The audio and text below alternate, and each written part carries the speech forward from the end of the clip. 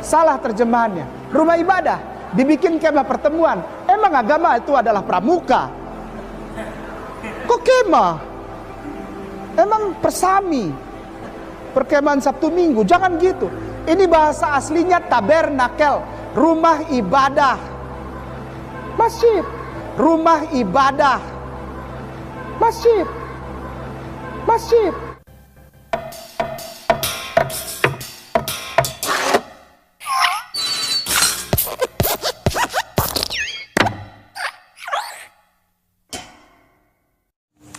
Shalom saudaraku, salam damai sejahtera di dalam kasih Kristus. Berjumpa lagi dengan saya. Di Juli kita akan belajar berapologetika bersama-sama di channel ini.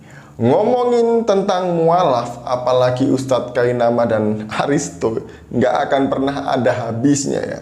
Kapan mereka ini bisa sembuh dari sakit ini ya? Jadi, kali ini dia ngawur sekali Ustadz Ahmad Kainama dan Aristo. Mengatakan bahwa orang Israel itu ibadahnya di masjid dan mengelilingi Ka'bah. Aduh, ini cerita dari mana lagi? Kok bisa ada orang sampai kayak gini menafsirkan Alkitab? Sebelumnya, mari kita bersama-sama melihat video berikut ini. Sambung. Ini ganti 30. Cepat ini. Ini Kainama cepat ini. 30, 20. 30, 20. 20, ya, 20, udah tampilkan. Apabila mereka masuk ke dalam kemah pertemuan, salah terjemahannya. Rumah ibadah dibikin kemah pertemuan. Emang agama itu adalah pramuka? Kok kemah? Emang persami, perkemahan Sabtu Minggu? Jangan gitu. Ini bahasa aslinya tabernakel, rumah ibadah. Masjid, rumah ibadah. Masjid, masjid. Benarkah kemah pertemuan ini adalah masjid dan orang-orang Israel pada waktu itu beribadah di dalam masjid? Kok ya ada ya orang yang ngelantur kayak gini ya? Sakit kok nggak sembuh-sembuh. Nah, mari kita bersama-sama melihat di dalam Alkitab. Jadi, apakah benar yang disampaikan oleh Ustadz Kainama ataukah hanya ngelantur atau berbohong? Kasihan orang-orang yang dibohongi oleh dia ini ya. Jadi, kemah pertemuan itu adalah tempat di mana orang-orang Israel beribadah kepada Tuhan. Sentralnya, pusatnya, peribadahan orang-orang Israel. Jadi di sana mereka beribadah, mereka juga meminta petunjuk kepada Tuhan dan juga mempersembahkan korban. Nah, kemah pertemuan ini luasnya, ukurannya, bahan-bahannya semuanya diatur dan ditentukan oleh Tuhan. Jadi orang-orang Israel harus membangun kemah pertemuan berdasarkan yang Tuhan sudah tetapkan. Mari kita melihat di dalam Keluaran pasal 26 ayat 1 sampai 37. Jadi nanti Bapak Ibu silahkan baca di rumah masing-masing ya. Saya tidak membaca secara keseluruhan. Kemah suci itu haruslah kau buat dari 10 tenda, dari lenan halus yang dipintal benangnya, dan dari kain ungu tua, kain ungu muda, dan kain kirmisi. Dengan ada kerupnya, buatan ahli tenun, haruslah kau buat semuanya itu. Panjang tiap-tiap tenda haruslah 28 hasta, dan lebar tiap-tiap tenda 4 hasta. Segala tenda itu harus sama ukurannya. Jadi ini adalah tempat ibadahnya orang-orang Israel, yaitu kemah atau tenda. Dari bahasa Latinnya adalah tabernakulum. Biasanya dalam bahasa Indonesia disebut dengan tabernakel, yang berarti kemah atau tenda. Nah, kemah pertemuan ini pertama kali dibangun oleh Musa atas perintah Tuhan di Gunung Sinai. Kemudian selama 40 tahun dalam perjalanan orang Israel dari Mesir sampai tanah Kanaan, tempat kemah pertemuan ini berpindah-pindah. Jadi bongkar pasang begitu. Nah, kemudian Dalam kemah pertemuan atau kemah suci diletakkan juga tabut perjanjian. Jadi kemah pertemuan itu ada dua ya, tempat maha kudus dan tempat kudus. Kemudian ada tempat pelataran, yang di dalam pelataran itu ada mezbah, yang nanti akan saya jelaskan tentang mezbah ini. Dan tempat tabut perjanjian ini adalah di dalam ruang maha kudus. Jadi begitu ya letak tenda. Dan kemudian juga ada tempat mezbah untuk ukupan. Tentang mezbah ukupan juga saya jelaskan di nanti. Yang nanti saya juga akan membahas tentang mezbah yang disampaikan oleh Ustadz Ahmad Kainama. Dan tidak semua orang boleh masuk ke dalam mezbah ini, kemah pertemuan atau kemah suci. Kenapa? Karena yang ditunjuk atau ditentukan, ditetapkan oleh Tuhan untuk masuk dalam kemah pertemuan ini hanyalah orang-orang Lewi atau para imam. Jadi para imam inilah yang akan melaksanakan ibadah di sana. Tidak sembarang orang boleh masuk. Jadi imam-imam ini yang dikhususkan oleh Tuhan untuk mengatur semua upacara yang ada di dalam kemah pertemuan tadi itu ya, termasuk mempersembahkan korban. Jadi beda antara masjid dengan kemah pertemuan. Masjid siapa saja boleh masuk, laki-laki, perempuan, besar, kecil boleh masuk, imam orang biasa boleh masuk. Tapi kemah pertemuan tidak begitu. Sekali lagi, yang boleh masuk hanya imam. Lalu Pak Ustadz, persamaannya di mana?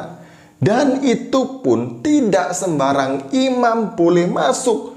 Hanya imam yang sudah menguduskan dirinya, sudah berpuasa, bisa masuk. Kalau imam ini tidak kudus, kemudian dia masuk dan melakukan atau memimpin ibadah, dia mati saat itu juga. Oleh karena itu, zaman dulu setiap imam yang bertugas di dalam kemah pertemuan, kakinya diikat dengan tali dan diberikan gemerincing atau lonceng. Jadi bisa ketahuan, orang yang di luar bisa mendengar. Kalau berjalan berbunyi kerincing-kerincing, oh itu tandanya imam ini kudus dan dia masih hidup. Kalau tidak berbunyi, maka orang-orang di luar akan menarik dengan tali supaya imam itu bisa keluar. Karena tidak satupun orang berani masuk kecuali orang yang sudah ditentukan untuk memimpin ibadah pada waktu itu. Sekali lagi, masjid dengan kemah pertemuan beda, bos. Beda, standarnya juga beda. Istilah masjid juga baru ada kapan? Baru ada setelah Islam hadir. Kok bisa orang Israel ini ibadahnya di dalam masjid? Aduh bos, kok bisa seperti itu sih? Kemudian yang kedua, video yang kedua juga tidak kalah aneh dan nyelenehnya, di mana Ustadz Ahmad Kainama ini mengatakan bahwa Raja Daud rindu mengelilingi Ka'bah. Nah ini lagi ya, kok bisa Raja Daud ingin mengelilingi Ka'bah? Orang-orang Israel ibadahnya mengelilingi Ka'bah katanya. Sebelumnya mari kita melihat video kedua. Siap Ustaz. Aku membasuh tanganku tanda tak bersalah, lalu berjalan Mengelilingi mezbahmu ya Tuhan. Oke. Pada saat Nabi Daud menuliskan hal ini adalah untuk seluruh orang Yahudi turun-temurun. Ya, sekali lagi, ini adalah salah satu tata ibadah yang tertinggi, yaitu mengelilingi mezbahmu ya Tuhan. Pada saat Nabi Daud atau Raja Daud menuliskan hal ini, di Yerusalem belum ada bait Allah. Sekali lagi, di Yerusalem belum ada bait Allah. Di Yerusalem itu baru ada tenda peninggalan Nabi Musa bersama tabut perjanjian yang ditinggalkan, ditaruh oleh Daud 6 mil dari Yerusalem. Nama kotanya Nob, N-O-B, Nob. Atau sekarang dikenal dengan Tel Suafarat apa itu. Nob, di Nob. 6 mil dari Yerusalem. Belum ada. Kok dia ngomong tentang mezbahmu? Mezbahnya belum ada. Ini keliling di mana ini orang-orang ini selama ini? Betul. Mengelilingi apa? Karena di Yerusalem belum ada. Pada saat ini ditulis belum ada. Yang ada tabernakel. Sorry. Nah, rindu? Oke. Rindu Mazmur kepada 80. kediaman Allah. Bahasa aslinya Baitullah. Baitullah. Bait Allah. Maka itu kita sering dengar orang Kristen bilang Bait Allah ya. Ya. Dia rindu bagaimana orang Bait Allahnya belum ada. Betul. Yang membangun Bait Allah itu Salomo, putranya. Karena Tuhan nggak mau Raja Daud bangun. Di dalam kitab 2 Samuel ditulis, ya Tuhan, aku akan membangun bait bagimu. Lalu Tuhan menyuruh Samuel bilang kepada Raja Daud, masakan kamu yang bangun rumah bagiku? Anakmu Salomo yang nanti akan bangun rumah bagiku. Jadi pada saat ini ditulis, bait Allah belum ada. Nah dia kemana? Gitu. Pertanyaannya ini orang kemana ini? Bait Allah yang di mana? Di video yang kedua ini nampak sekali kengawuran dan kebohongan Ustadz Ahmad Kainama. Karena katanya dia kan lulusan Israel, S2 atau S3 ya, saya lupa itu. Tapi yang penting dia mengaku lulus dari Israel. Tapi mesbah aja dia nggak tahu, bait Allah aja dia nggak tahu. Gimana dia bisa lulus dari Israel? Dia baca kota Nob aja salah. Dalam bahasa Ibrani, huruf B itu tidak dibaca B, tapi dibaca V. Jadi Nob dibaca dengan Nov. Ini kan kelihatan ya, ngawur-ngawur, kelihatan bohong banget di sini. Nah, benarkah Daud berjalan mengelilingi mesbah? Dulu itu mesbahnya nggak ada. Lalu apa yang dikelilingi Daud pada waktu itu dan orang-orang Israel juga? Jadi apakah itu kemungkinan Baitullah kata tadi itu, yaitu Ka'bah?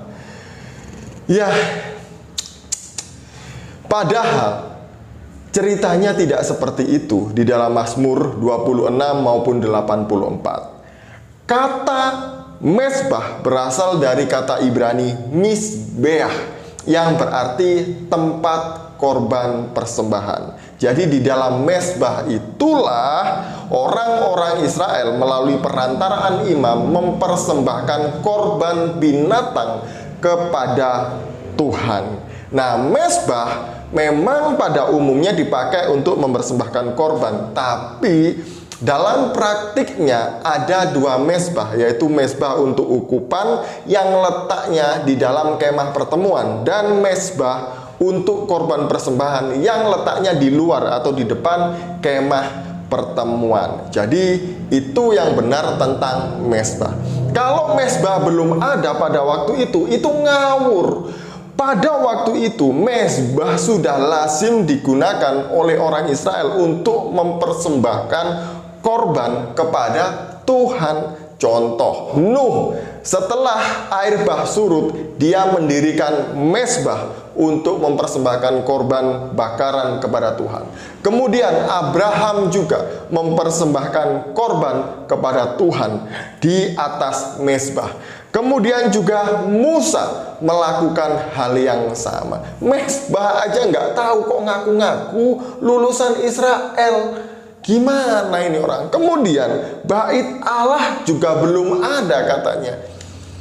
Bait Allah dari kata bait Elohim yang artinya bait itu rumah, Elohim itu Tuhan, artinya rumah Tuhan. Sebelum bait suci dibangun oleh Salomo, Tuhan tinggal dan berdiam di tengah-tengah orang Israel itu di dalam kemah pertemuan. Inilah rumah Allah, di mana Allah tinggal, Allah hadir, Allah berdiam di tengah-tengah orang Israel. Karena di situ ada tabut perjanjian, bukan Baitullah yang mengarah kepada Ka'bah. Nggak nyambung, jaga sembung bawa golok lagi ini.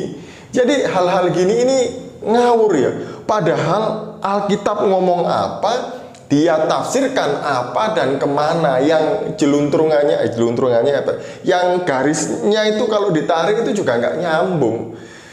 Padahal kalau kita melihat sejarah di dalam buku Islam in Light History ini, tulisan Dr. Rafat Amari di halaman yang ke-91, Dr. Rahmat Amari melalui tulisan-tulisan sejarawan Romawi dan Yunani, dia menyimpulkan bahwa melalui tulisan-tulisan sejarawan itu Ka'bah baru dibangun pada abad ke-5.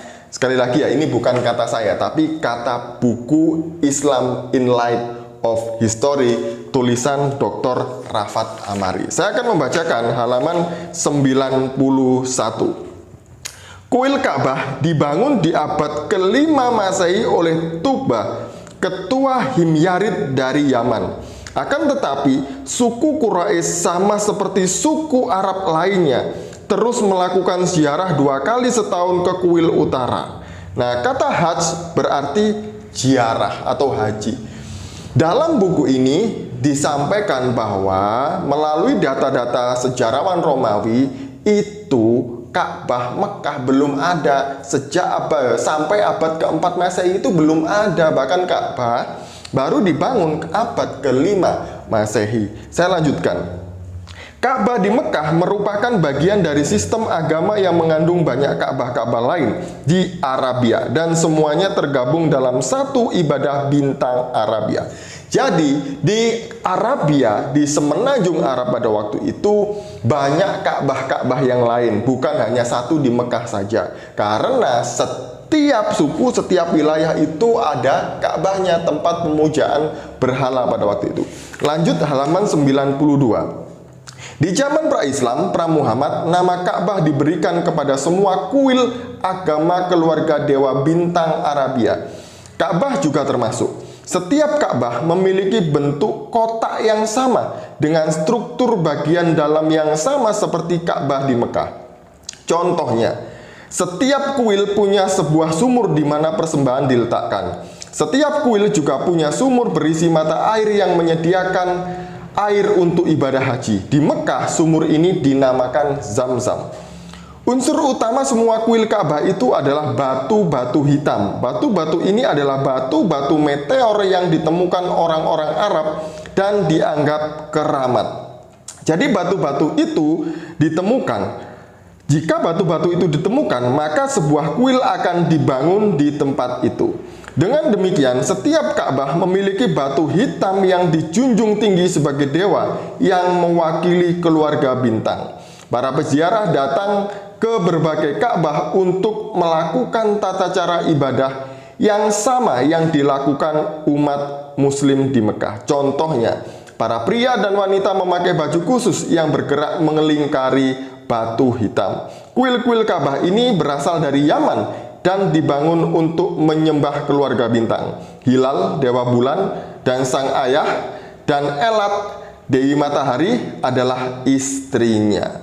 Ka'bah tersebar di seluruh Arabia setelah berbagai suku Yaman melakukan emigrasi atau imigrasi ke arah utara. Suku Qusa'ah datang dari Yaman di abad kedua Masehi ke daerah di mana Mekah kemudian dibangun, yaitu di abad keempat Masehi.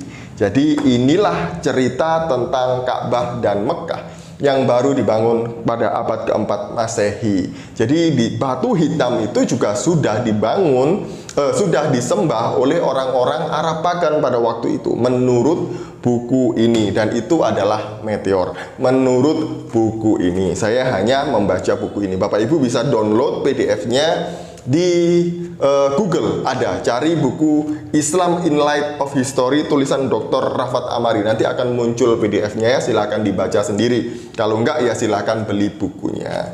Jadi sekian dari saya menanggapi kengawuran Ustadz Ahmad Kainama dan Ustadz Aristo. Apa yang dikatakan semuanya itu salah dan ngawur. Sekian, semoga ini mencerahkan dan mencerdaskan kita. Shalom, salam waras, Tuhan Yesus memberkati.